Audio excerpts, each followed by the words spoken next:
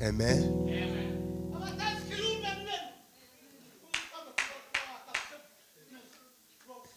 Amen. Amen. Dusome ijambo ry'Imana Luka igice c'10 ku murongo wa 40 kugeza kuri 42. Umuntu wese arasoma Bibiliya afite. Reka nsome iyi mfite. Luka 10 ku murongo wa 40 kugeza 42. Lakini Marta alikuwa anashughulikia na mambo mengi. Basi akamwendea Yesu akamwambia, Bwana, hivi hujali kwamba dada yangu ameniacha nishughulike peke yangu? Mwambie basi anisaidie. Lakini Bwana akamjibu, Marta, Marta, unahangaika na kusumbuka kwa mambo mengi. Kitu kimoja tu ni muhimu. Maria amechagua kitu bora zaidi ambacho hakuna mtu atakayemnyang'anya. Amen. Soma muri kirimi cyacu kugira ngo abantu bazumve neza.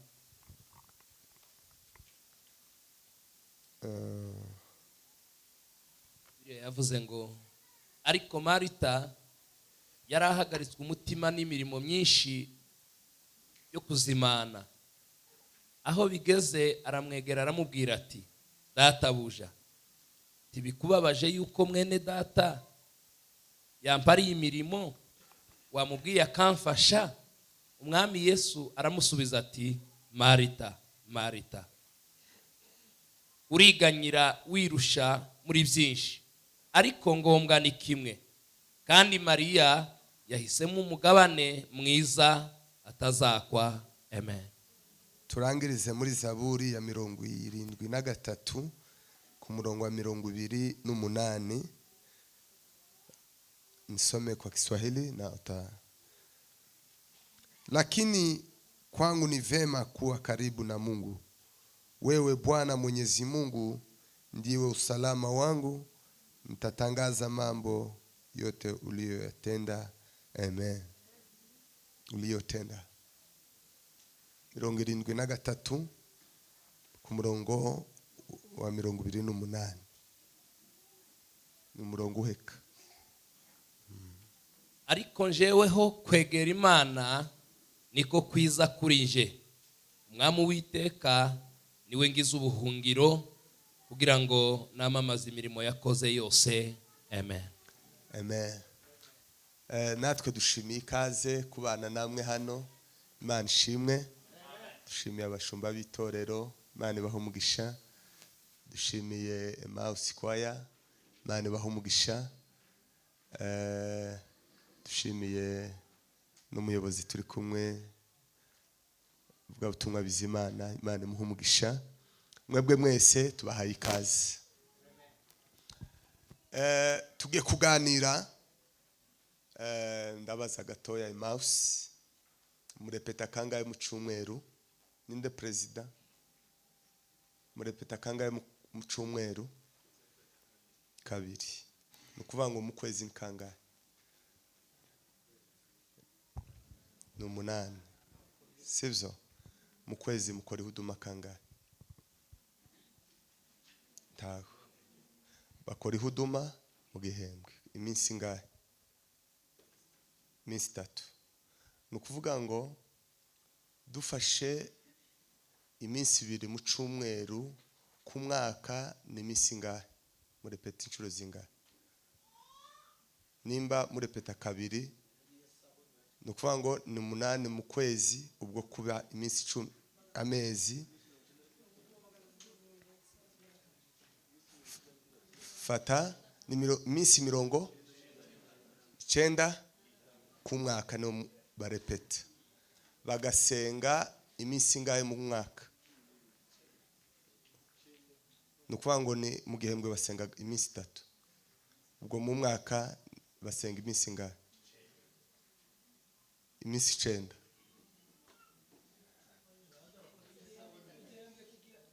nukuvuga ngo igihembwe basenga iminsi 12 bakarepeta inshuro 96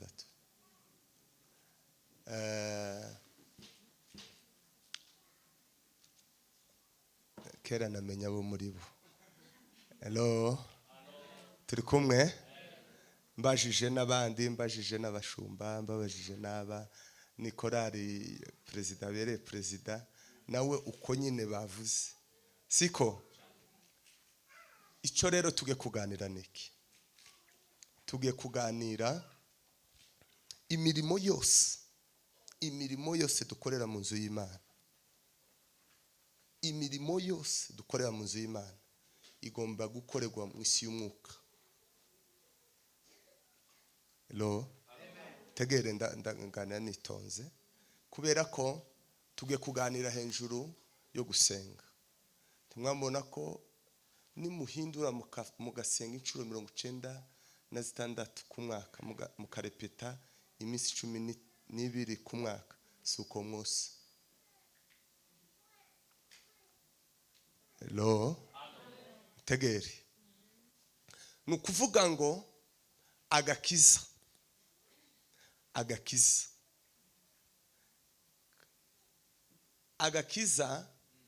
gafitanye isano no gusenga abantu batatu badashobora gusenga abantu batatu kandi baba mu ikanisa umuntu utarakizwa biragoye gusenga tiyo usenga ntibishoboka tegere kubera ko twashoboye indi mirimo yose ariko gusenga kwegera Imana umuntu agasenga kandi gusenga nukuvuga amen gusenga nukuvuga gusenga nukuganira n'Imana nimba dushobora indi mirimo yose ariko tukananirwa gusenga nibimenyetso by'abantu batatu cyambere kujya umuntu udasenga kuko umukristo kiyobaha adasenga bishoboka umukristo kuko gusenga n'ubuzima bw'ibanze bw'umukristo ni ibiryo by'umukristo mu muntu habamwe abantu babiri habamo umuntu w'umubiri hakabaho n'umuntu wo mu mwuka umuntu w'umubiri yapfuye asubira mu gitaka umuntu wo mu mwuka asubira aho yavuye ku Mana nukuvuga ngo rero uko umuntu adashobora kubaho atajya uko umuntu adashobora kwirirwa atariye uko umuntu adashobora kwirirwa atariye ibiryo ni ku mukristo adashobora kubaho adasenga kandi icyotuma umuntu ananirwa kurya abarwayi icyotuma umukristo adasenga abarwayi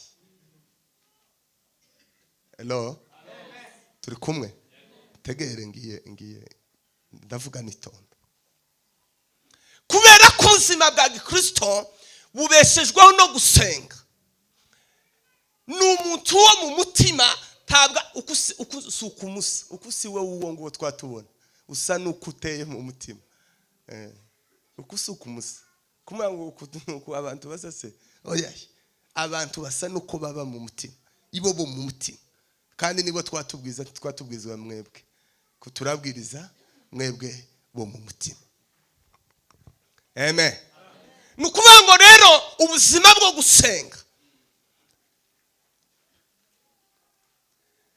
ni mibereho n'ubuzima bw'ibanze ni ibiryo by'umukristo ibizabikuza umukristo ibizabituma umuntu yinjira mu bwiza akinjira mu bundi ni ibiryo zo mu mwuka no gusenga no gusoma ijambo ry'Imana ntibishoboka ko umukristo wo ukuri yonanirwa gusenga ngo nanirwa no gusoma ijambo ry'Imana ntibishoboka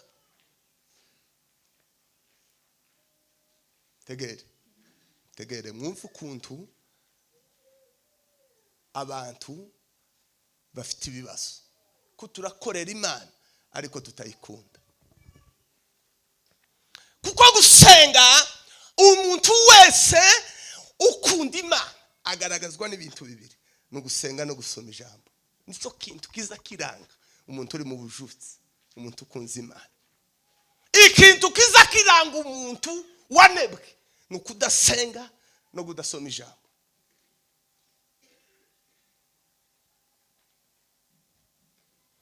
Hari abantu batatu badashobora gusenga.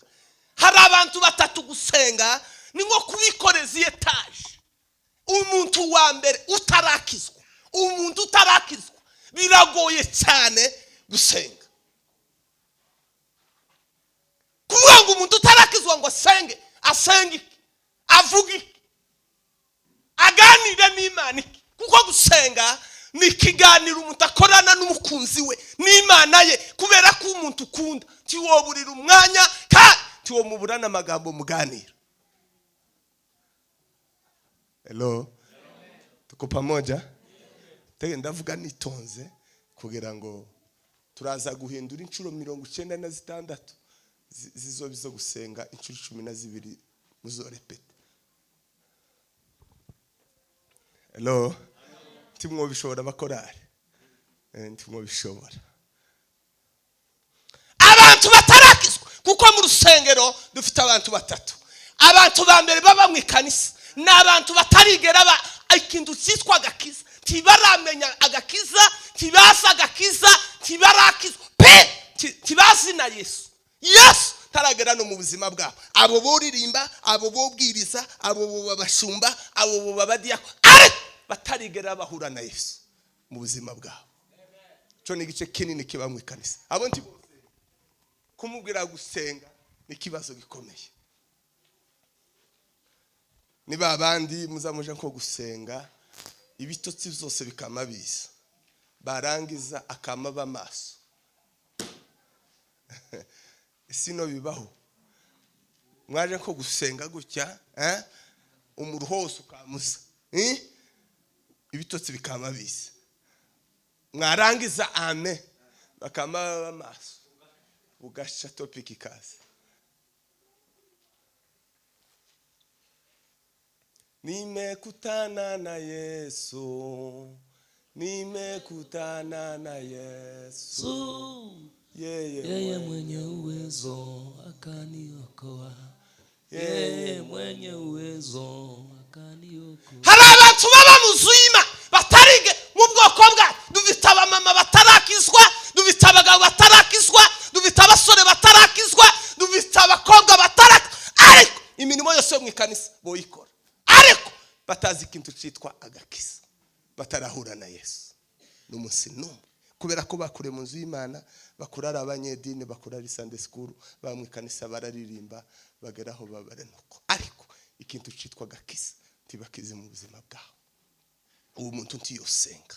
Nimba uzunanirwa gusenga gutya, ukananirwa gusenga, kandi gusenga ari kuvuga, umugabo akirirwa avuga ariko akananirwa gusenga, akavuga iminota 5. Umumama akirirwa avuga ariko yase akananirwa gusenga iminota 5 kamugora. Kuko umukristo unanirwa, kuko umuntu atonanirwa kujya.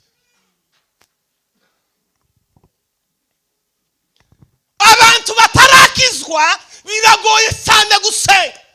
Ijambo rya kabiri, abandi baba mu ikanisa n'abantu babatizwa ariko ntibuzura umwuka wera. Abo mvuga ubutumwa bavuze ngo bakamere, bakiyowe na kamere zabo. Umuntu wa kamere ntiyosenga. Ni ikintu gikomeye cyane, kuko gusenga ni igikorwa cy'abanyamwuka. Hello, turi kumwe? Gusenga si imirimo y'ababuze ico bakora, gusenga si umurimo w'abaswa, gusenga si umurimo w'abakene, gusenga ni umurimo w'abanyamwuka. Gusenga ni umurimo w'abakunda Imana. Gusenga ni umurimo w'abantu bari mu bujutsi. Gusenga ni umurimo wo gusabana n'Imana. Ntabwo ari umurimo, ntabwo gusenga ari uko abapasteri, gusenga si uko abavuga ubutumwa, gusenga ni uko umukristo. Nubwo buzima bw'ibanze. Hello, turi kumwe? Rero abantu ba kamere biragoye gusenga. Nukumwikoreza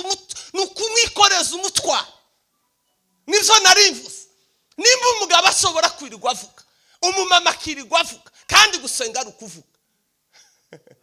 Amen.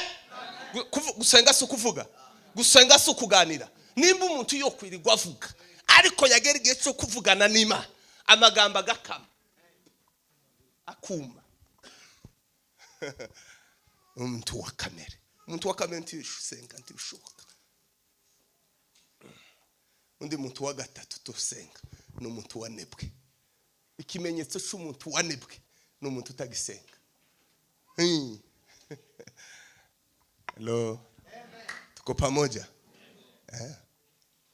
Ikimenyetso cy'umuntu wanebwe, ikimenyetso cy'umuntu uri mu bujutsi no gusenga no gusoma ijambo ry'Imana. Ikiranga umuntu ukunda Imana. Nimba mukunda Imana, ni gute mwoyiburira umwana? Nimba gusenga ari ukuganira n'Imana, woburira Imana gutumwa.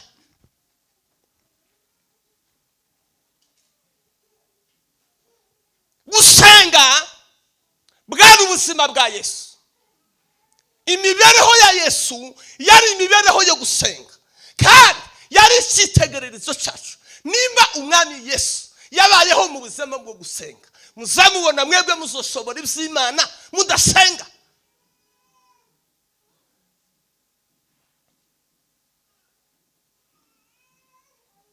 Kandi dufite abantu bari mu nzu y'Imana ariko babaswe na Satani, ariko bafite ibibazo, batarabona n'umugisha n'umwe muzo bakoreramo Imana. Kuko gusenga niko kuza kweza, niko kuza kumeza imbuto y'ibyo dukoreramo Imana. Imirimo yose dukora idafatikanyije nko gusenga, ntimwoyiboneramo umugisha, ntibishoboka, kuko muyikorera muri kamere. Kuko gusenga niko kuza kuzana imbuto mu mirimo dukora. Gusenga. Hello. Kandi nico kitunaniye gusa no gusenga no gusoma ijambo ry'Imana. Nibyo bintu gusa bitugoye, ariko ibindi byose twokwirirwa turirimba hano bwoca tukabwiriza, ariko twovuga ngo dusenge abantu bazaba amabuma. Muziki bazo ashobora kuba atarakizwa, cya kabiri ashobora kuba ari umuntu wa kamere, cya gatatu yaranebwe.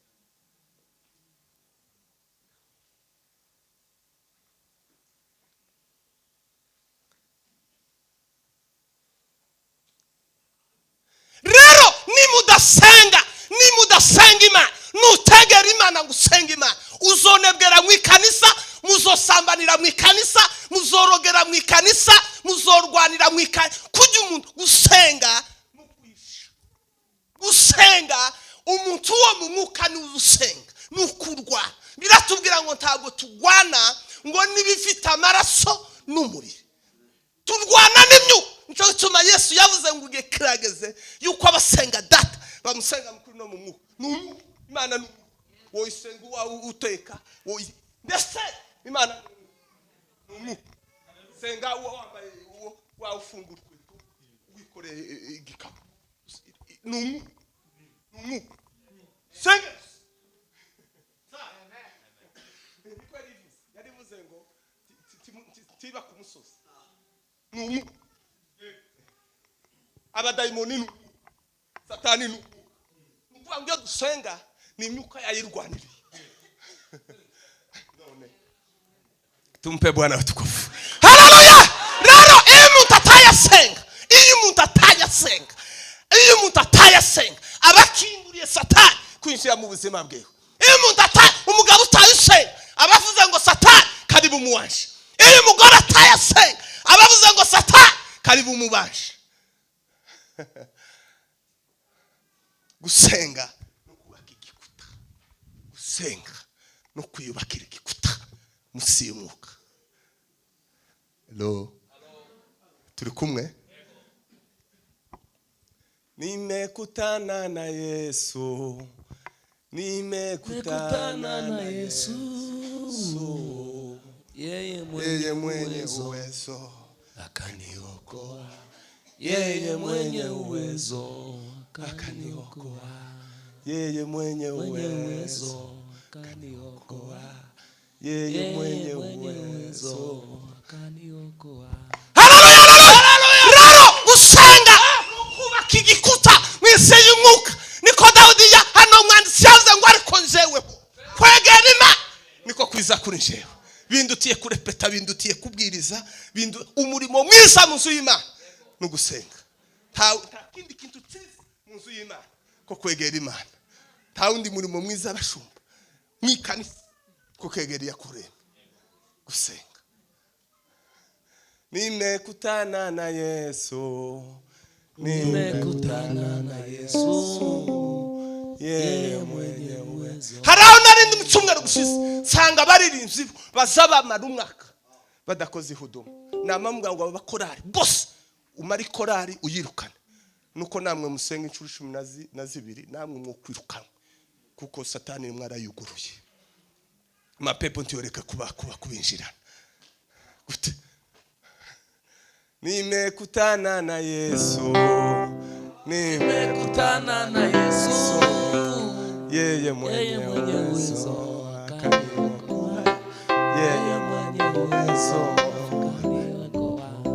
Erega gusenga n'imbaraga z'Imana umuntu yase abayaya Rwanda bizabwira mu Efeso ngo mutware inkota y'umwuka ngo ari ryo jambo ry'Imana ngo kandi ngo musengeshe umugiteka intwaro zibiri gusa ngo zizazitukura satani mu gusenga no gusoma ijambo ry'Imana. Iyo umuntu yasenga aba yatikura aba yarasa mwese y'umwuka cyo gituma nudasenga uzozuririmba ariko usohoke ubimbata ya satani uririmba kandi imirimo yose y'Imana udasenga izirambirana kandi iraruhisha. Imirimo yose yo mu nzu y'Imana iyo umuntu atayasenga izimurura kandi izirambirana cyane. Mwenye uwezo akaniokoa, mwenye uwezo akaniokoa, mwenye uwezo akaniokoa, yeye mwenye uwezo. Haleluya! Umuntu yasenga nesogihe aza koropa gucya toilet iyo yasenga Imana ikamuremera amasezerano. Iyo yasenga iyo yakoropa iyo yariri ariko afatikanyije no kwinginga Imana nico gihe hazava umusaruro kandi nico gihe umuntu azahinduka. Imirimo yose y'Imana uzukora tuhinduke uzumenya kuzikorera muri kamere. Nimba kuririmba kwawe kutaza kugukura mu ntege nke uzumenya guzuririmbira mu mubiri. Nimba muzamubwiriza ariko ntimuhinduke mumenye ko muzamubikorera mu mubiri. Umurimo wose w'Imana iyo ukoreye mu mwuka n'injyo yuzuye izikuza umuntu kandi gahindura umuntu kamukusa. Yeye mwenye uwezo akaniokoa. Pila samerga shimye hanwa tutere haro ya 7 yego impamvu zituma udasenga kandi gusenga no kuvuga.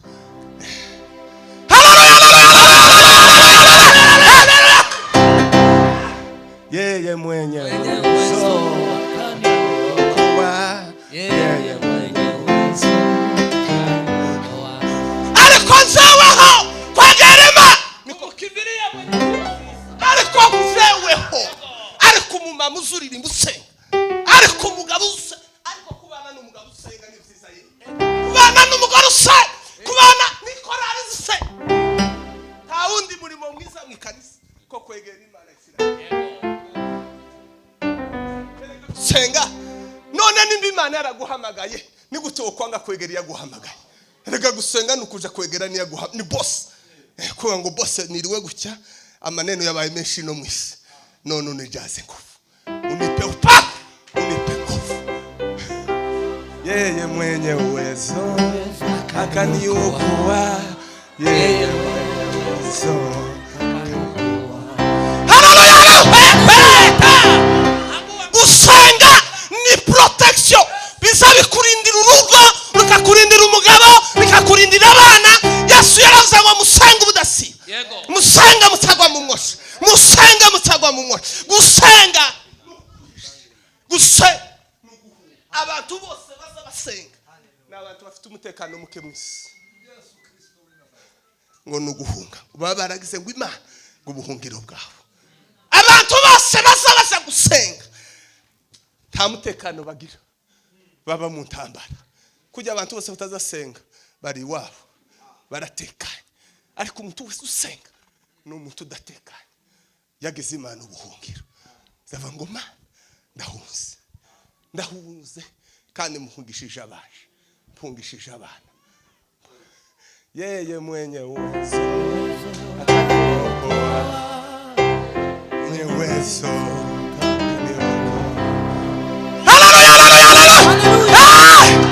Bwana sifiwe. Imitima yasinziriye itagisenga umuntu yonanirwa gusengera urugo rwe agasengera I.P.C.E. umuntu yonanirwa kwingingira umuryango we agasengera MS.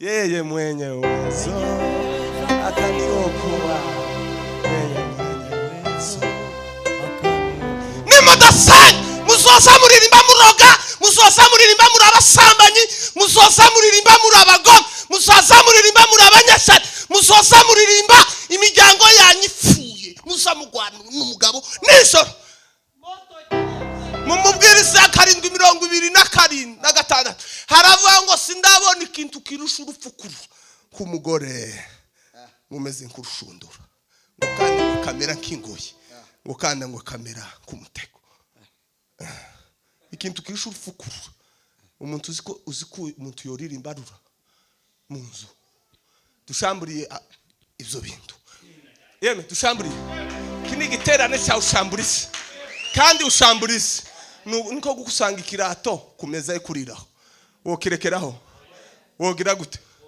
ukakijanaho aho kigenewe ushamburize nukwimura ikintu kiri mu mutima wawe kitahabugenewe uko hari ibintu biri mu mitima yacu bitabugenewe kuba mu mitima yacu rero gushamburiye ni wewe nukugikuramo ukaja kukibikaho aho cyakagombye kuba.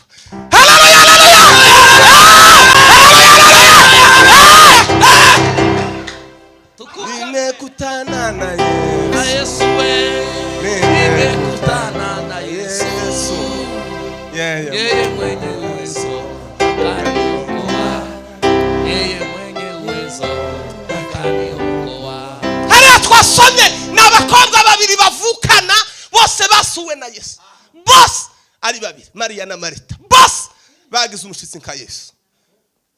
Umwe aja mu gikoni gushugurika akawa busy sana na kazi mwingine akamkaribia Yesu naho dutandukana bakristo bose nizo ngero zibiri bamwe ukubari busy kabarakorera Imana practice abandi dukubure iterambere Imana shimwe ko mwadekoye hano Imana ibagire neza iyi ni imirimo mwari busy cyane ariko abandi ngo akegera Yesu no ngo Marita ngo abona yarusha ngo aje kurega Maria ti Yesu narusha kandi kindakuzimana kindagukorera none tuwubona ko ndushe tiwombwirira ako gashiki kanje gukaza.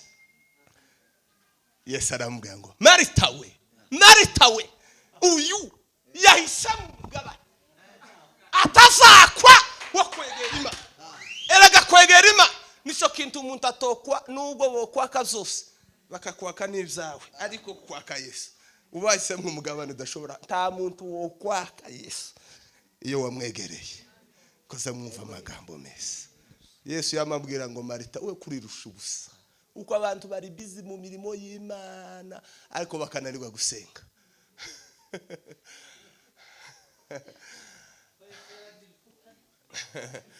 Yeye mwenye uwezo kuwa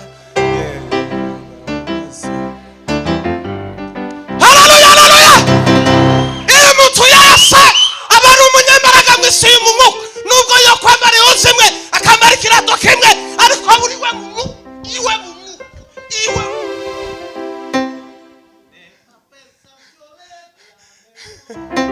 muzi ko Gehazi imirimo yiwe yose yari yo mu mubiri ariko Elisa we ngo yakazarebera mu mwuka. Abakozi babiri batandukanye Gehazi ngo abone intambara yirebera mu mubiri ngo erisewe ngo ayirebera mu mwuka. Naho bakristo batandukaniye. Umuntu wese w'umukristo usenga ikintu cyose azakirebera mu mwuka, kuko mu mwuka abakristo baraguswa. Umuntu yasenga aba yayagabuririwe mu mwuka. Iyo umuntu yasoma ijambo ry'Imana aba yayagabuririwe mu mwuka. None timuzamujya imisima, nimba umuntu ashobora kumara icumwera atarya umutsima, ese umubiri uzumera gute? Uzuhungabana kandi ugashira imbaraga. Kubera iki? Ntiwawugabure. Nimba ushobora rero kugira icumwera utayisenga udasoma n'ijambo ry'Imana, uratekeza ngo wowe mu mwuka ubumeze gute? Yeye mwenye uwezo.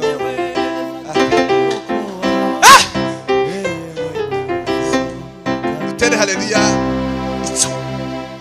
Yeye impamvu yose yotuma uzunanirwa gusenga. Twavuze ngo ibintu bitatu. Swat turakiswa.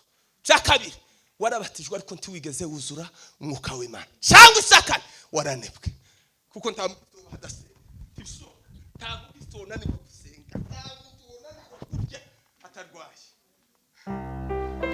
Yeye mwenye uwezo akaniokoa.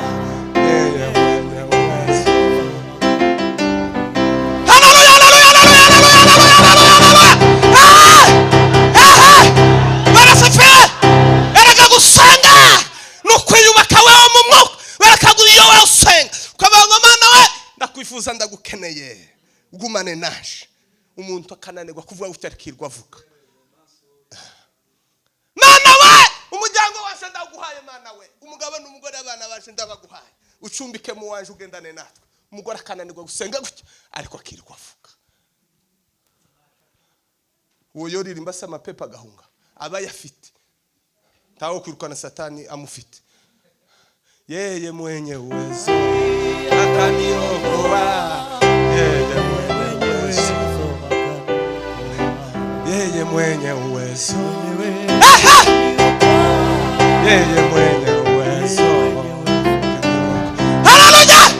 Biramango n'umwana mutoya uzi gusenga ngo atazagira ubwo azafashwa no gusenga. Hata aiwe mtoto mdogo lakini anayejua kumuomba kaza ikintu kiza kirangu gusenga kazagira ubwo bw'abadayimoni. Nico tubamuza mubona abanyamurenge batinya amajaribu, nico kimenyetso cyuko bataza basenga kandi batazi Imana. Yeye mwenye uwezo akaniokoa. Yeye mwenye uwezo. Yeye mwenye uwezo akaniokoa.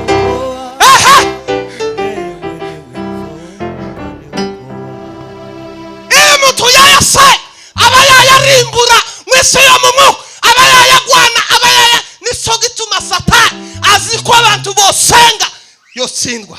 Aziko abantu bosoma ijambo ry'Imana baba abanyembaraga. Nizo bintu bibiri byonyine yabujije abantu. Abadayimoni bose umugabo agasoma guca ibitosi bikama bisi ariko akirwa asoma umugenzi, ariko yaje gusoma Bibiliya akamahunyiriza. Kubera si ibitabo zose, kubera ko yahunyiriza. Yeye mwenye uwezo akaniokoa. Yeye mwenye uwezo akaniokoa. Tibibaho ubundi abaririmbyi bakagonze kuba abanyamwuka, bakagonze kwegera Imana kuruta kurepeta. Kuko kurepeta bizana ubuhanga ariko gusenga bizana amavuta. Wachungaji kwiga theology n'ibindi bizana ubumenyi ariko gusenga bizana amavuta. Kandi amavuta niyo azakiza imitima. Yeye mwenye uwezo akaniokoa. Yeye mwenye uwezo akaniokoa. Satani rero tinya ubuhanga. Satani tinya amajwi. Satani azatinya umuntu usenga. Satani azatinya umuntu usenga. Satani azatinya umuntu ugira ijambo. Yeye mwenye uwezo akaniokoa. Yeye mwenye uwezo akaniokoa. Ugira ibihe bingana gute byo gusenga? ugira ibihe bingana gute nimba Imana ari umukunzi wawe uziha umwanya ungana gute mu buzima bwawe nimba Imana uyikunda uyiha umwanya ungana gute usabane nayo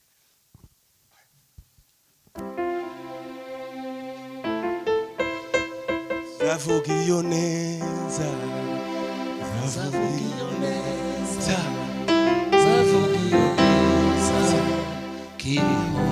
babase iyo umuntu bakoroganye ko mu nzu ugasohoka nyine mwakoroganye n'uwanyu ko mu nzu wasohoka wagera hanze wahura n'inshuti n'abandi mugiye mu kazi ukiri guseka mukirwa muganira uba wishimye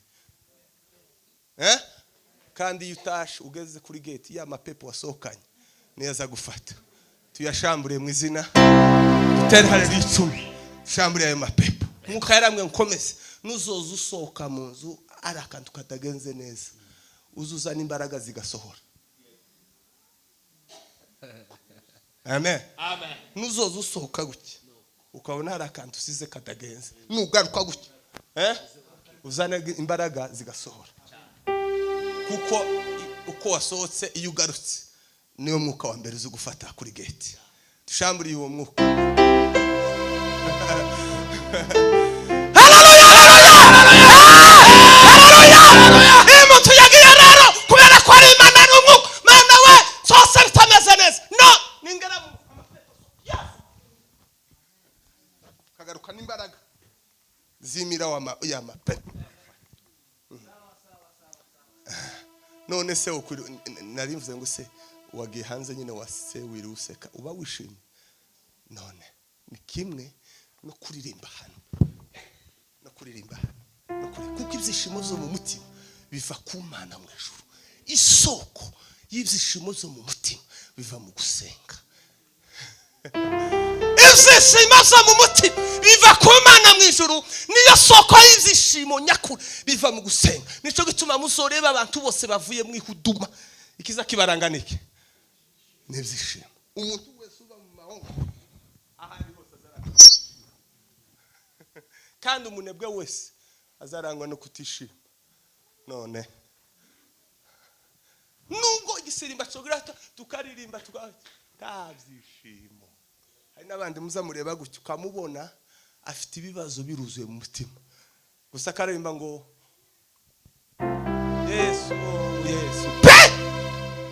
kamakuru gusa ariko ubuzima bumukomere mu mutima we no mu rugo rwiwe karatekereza ibibazo yahuye nazo n'intambara yagwana nazo Mana uruwera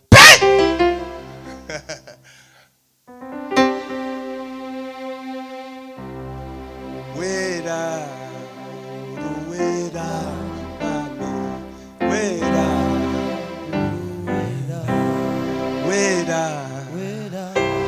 ibyishimo zo mu mutima iyo umuntu yasenga asaburara anafisha imirima asahura n'intambara akanezera guwiteka Imana biramwanga ubwami bw'Imana subwo kujya no kunywa ngo ahubwo ngo nubwo imbaraga no kwishimira mu mwuka iby'Imana byose no kwishimira mu mwuka ngo nubwo imbaraga no gukiranuka ngo no kwishimira mu mwuka gukorera Imana gutyo ngo azonezeze Imana ngo kandi washimwe n'abantu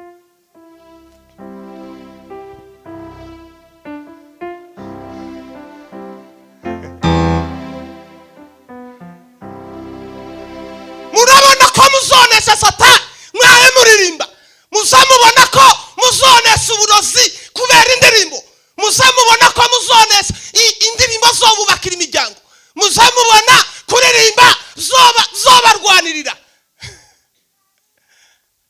amen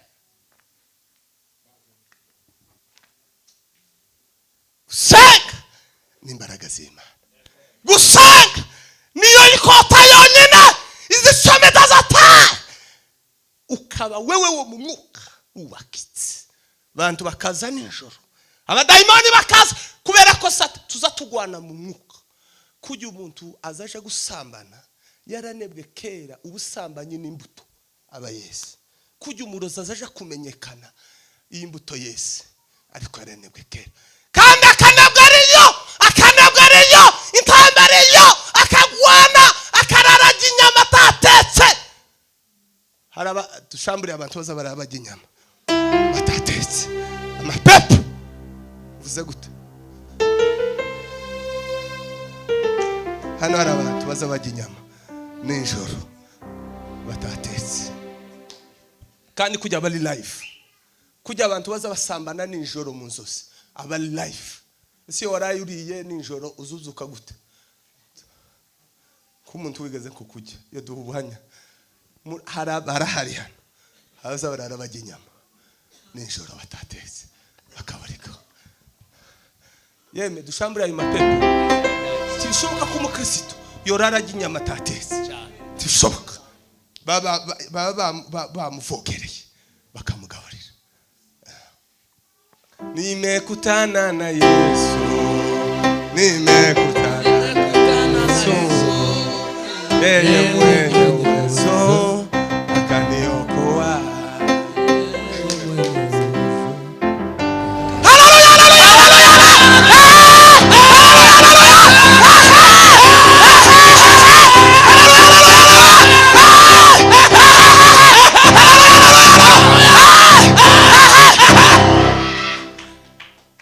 Ariko gusenga ni kwiza. Hakuna kazi nyingine nzuri wachungaji isipokuomba. Mkikosa kuomba munashindwa kabisa. Mtu ananiwa gusenga abana ni imirimo y'Imana. Mtu ananiwa gusenga abana ni w'imizima. Mtu ashoboye gusenga abashoboye ivy'Imana. Mtu ashoboye gusenga abashoboye ivy'Imana. Yeye ni habari kutoka mbinguni. Anayeshindwa maombi ameshindwa kazi ya Mungu. Wachungaji, kama unashindwa maombi, wewe unashindwa kazi ya Mungu. Nyinyi waimbaji mkishindwa kuomba, mnashindwa kazi ya Mungu. Muzonebweramwo, mukorera ibyaha, imitima ipfe, muba mu ikanisa, mugowe, mutahe mubabare, ufite ibibazo byo mu nzu, nta ukwitayeho, twese dusohoke, ukomeze ugwane intambara zawe, upfu umutima ushire noza mwikora. Useke nutaha uhure n'ibibazo. Tiwo kwishimira Imana.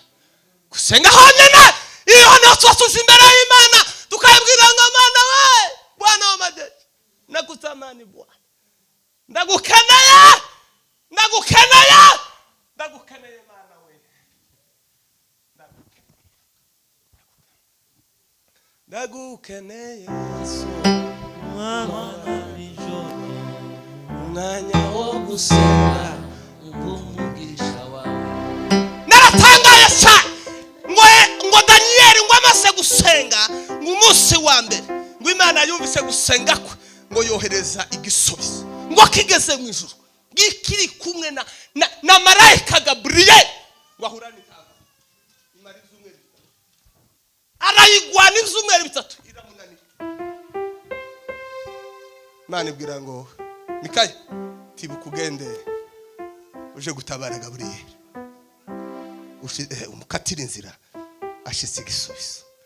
None nimba marayika Gabriel yarahuye n'intambara aragwana amayinga atatu arasi afite igisubizo cya Daniel ngo ariko Daniel wakomeza gusenga Imana. Erega gusenga nugusenga kugeza ubonye icyo wawusengera niko gusenga. Iyo udasenze ugacikiza ubunaniwe. Nimba marayika Gabriel yaragwanye intambara iminsi amayinga atatu, gwari urugamba rumeze gutera umukomere, uragira ngo uzosubizwe utazusenga? Kuko tugwana n'imyuka n'abantu n'imyukine. Kintu cyambere tugwana ngo n'abatware, tukagwana ngo n'abafite ubushobozi, ngo tukagwana ngo n'imyuka y'ahantu ho mu ijuru, ngo tukagwana ngo n'imyuka y'umwijima. Uwo muzamugwana si uwo wanga, uwo muhanganye muzamutukana si uwo. Abakristo bazabahangana n'iyo myuka ine gusa. Niyo bazabahangana mu mwuka bagasenga. Kandi iyo umuntu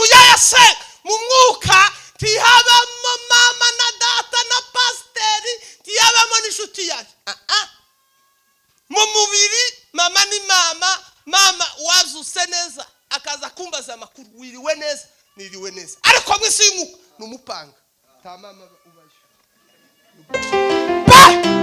nibakorera satani cyangwa pastor cyangwa inshuti yanje cyangwa umugabo wanje cyangwa inshuti kuko abavandimwe aho ngaho kuko abanyamurenge baba mukiguri gute cibibaso cy'intambara cy'amapepo ntawuzi umenye wa mugambanira ariko mu mubiri tugomba kubana bavandimwe ariko waja mu mwuka ugatemagura tabavandimwe baba mu mwuka no mupanga gusa no gutema bwaca mu gitondo wabyutse neza pastor tuje gukorera Imana umuvandimwe akagusura ariko mwisi y'ubumuka umwakagera Imana ye umwakagera Imana musenge senga mutagwa mu mwoshi gusenga nizo bizabiha umukristo imbaraga akagwana n'abadayimoni akagwana n'inyuka y'usambanyi akayinesha akagwana n'imyuka y'uburozi akayinesha akubaka urugo rwiwe akagira amahoro akagwana muziko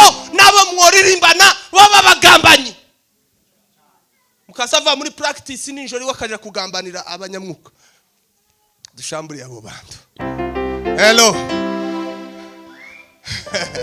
dushamburiye yego amen abantu basa bagambanira ba kandi ni mu mwuka yego siko ni mu mwuka ntawo mumenya ni mu mwuka ni mu mwuka ni mu mwuka ni mu mwuka satani ni umwuka imana ni umwuka ubupagani ni umwuka ubukristo ni umwuka ikorera mu bantu iyo bigeze bizabihanga nisho gituma umuntu agasenga imana igakoresha kwa gusenga kwiwe ikarimbura igasenga kubera gusenga hello ye kurangiza icyo nari nshatse kuvuga imausi muhindure mucurike muzamure peti inshuro 12 musenge inshuro 96 suko muzasa mwobase nk'aba mama se oya suko musa umuntu wese uko suko dusa twasenze iyo umuntu yasenze niho asamenya uwari imbere y'Imana iyo umuntu yasenze niho asamenya ubushaka bw'Imana ku buzima bwe iyo umuntu yasenze niho asamenya agaciro k'Imana yamuremanye kuriya isi y'abadayimoni n'umwijima n'iz'abantu n'izimbaraga z'abantu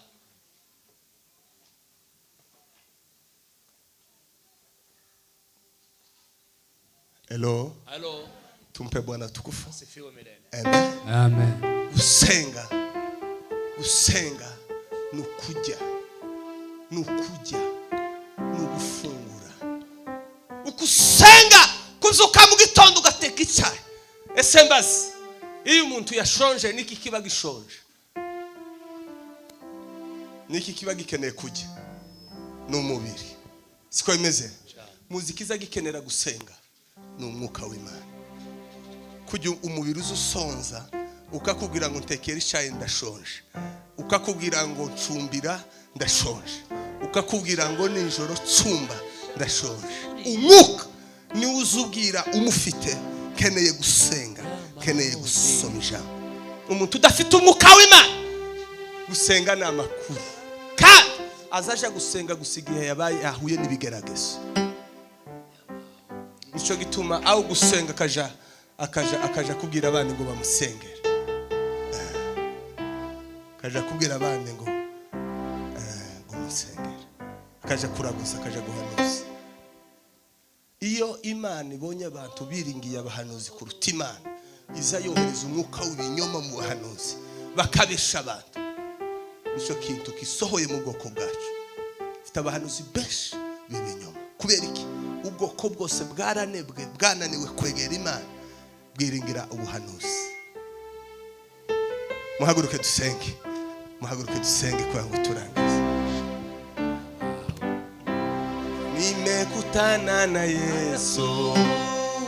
nimekutana na Yesu yeye mwenye uwezo kaniokoa yeye mwenye uwezo kaniokoa nimekutana na Yesu kutana na Yesu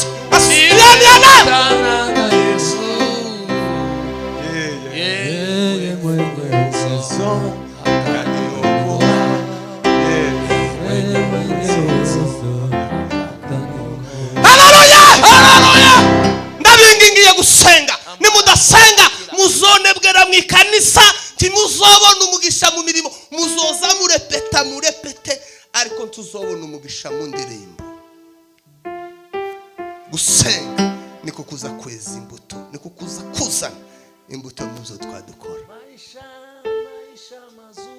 Nimudasenga Satani azabakandamira, uzoza uhagarara uririmbe ariko umutima wa wuzuye agahinda, wuzuye umwijima.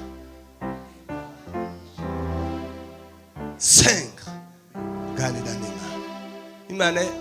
Imana uyigira, nimba koko Yesu umugira wonanirwa kumwegera gute? Nimba Imana uyigira koko ari yukorera wonanirwa ufite kuyegera ngo uyibwire?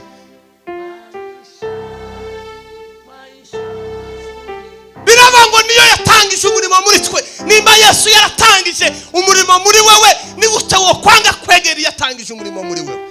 Keretse warayigomeye cyangwa warihamagaye. Ariko abantu bose bahawe umurimo n'Imana bazabaje gutanga raporo baba imbere y'Imana, kandi imbere y'Imana niho abantu bazabakora ubwiza bw'Imana, niho haba amavuta ashakishwa mu gusenga. Nimba Yesu umunsi yabatijwe yazanywe n'umwuka gusenga amara iminsi 40 n'amajoro 40 kugira ngo atangire umurimo, we ni gute utangira umurimo utazusenga? Satani azokwiciramo akumariramo uba mu murimo. Kazi ya shetani hata kuzuia kuja kwa kwaya, atakuzuia kukutana na Mungu. Kazi ya shetani ni kutenganisha watu na Mungu, lakini anawaachia kazi. Hello? Umurimo wa Satani ni gutanya abantu n'Imana mu mwuka, ariko kabasigira imirimo. Muzoririmba, musirimbe, muhagarikira amakanisa, mufungura andi makanisha, ariko mutakigirana ubusabane n'Imana. Gusenga no gusabana n'Imana mu mwuka. Kambasengere tugiye kuzura abantu basinziriye. Nimba utazusenga urarwaye cyangwa tuwigeze ukizwa. Dufite abagore b'abapagani, dufite abagabo b'abapagani, dufite abahungu b'abapagani n'abakorari b'abapagani bataramenya Yesu. Nibo bazabagwanira mu ikanisa, nibo bazasambanira mu ikanisa, nibo bazabagwanira mu ikanisa. Nta mukristo uzuroga, haba umurozi akaba n'umukristo. Nta mukristo usambana pe, haba umusambanya akabona umukristo. Nta mukristo w'umugome ubaho, habaho umugome akabaho n'umukristo. Nta mukristo uzawicara, nta mukristo uzutukana. Ese iyo muvuye mu ikorari, muvuye mu ikanisa, muzamubabande hanze. Reka mbasengere turatera haleluya 20 zikuzuse. Mama wonanirwa gusengera urugo rwawe, Imana yaguhaye umugisha, ukananirwa gusenga gutya, ukazuhunyiza gutya, ugahunyiza ugiye gusenga, ariko ibindi kwamuba maso. Tiwo mbishobora Imana, tushobora Imana. Nta mugisha uzobona, uzobabarira mu kanisa kandi ufite agahinda ko mu rugo rwawe, kuko Satani azatera imiryango kugira ngo tunanirwe hano, kuko ntiwo kwishimira hano wananiriwe mu rugo. Tiworara warwanye muzo, tiworara watonganye ngo mu gitondo cinga ngo unezeregwe hano, tibishoboka. Satani azaduterera iriya mu buzima bwacu kugira ngo atumare imbaraga. Twagera hano tukabikorera mu mubiri, ariko imitima yacu iri kure n'Imana. Rero tugiye gufasha abo bantu Imana ibatabare, kuko nta mukristo wo hadasenga. Tibishoboka, tibishoboka, tibishoboka. Dutere haleluya, haleluya, haleluya, haleluya,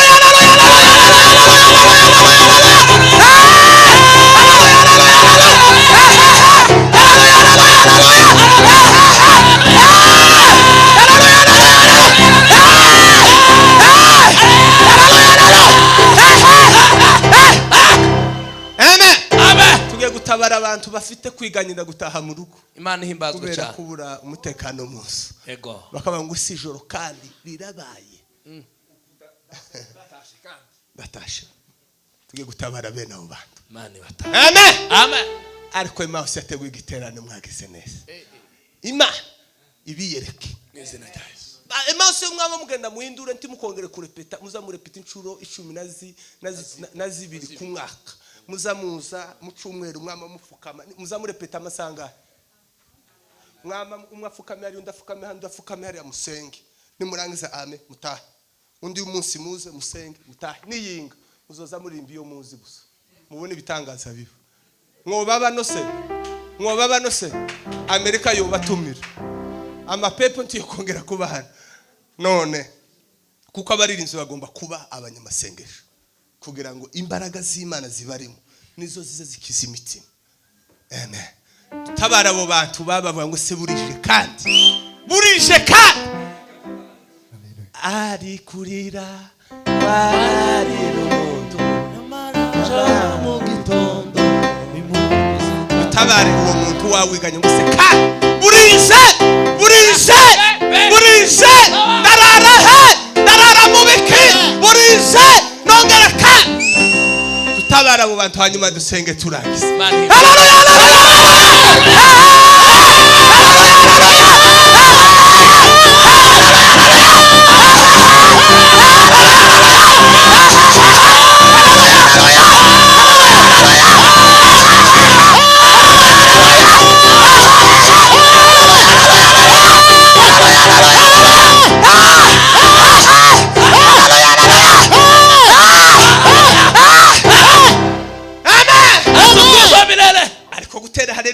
Aho gutera umuntu yoteranyije. Yego.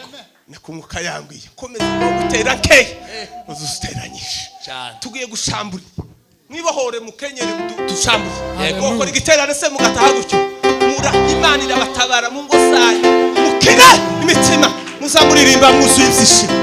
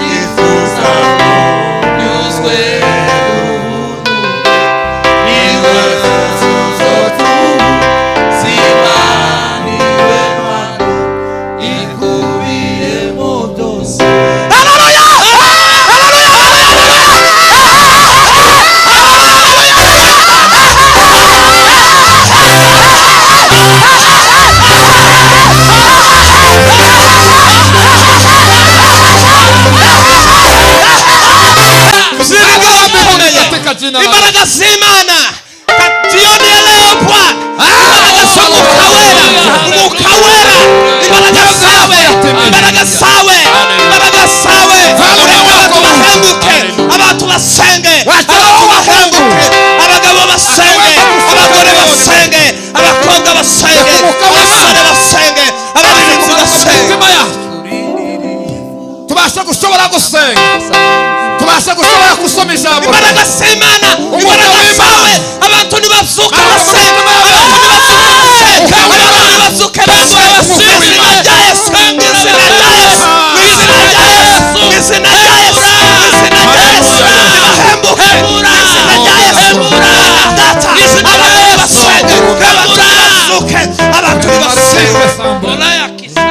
tugukomeye amashyi mu izina rya Yesu. Amen.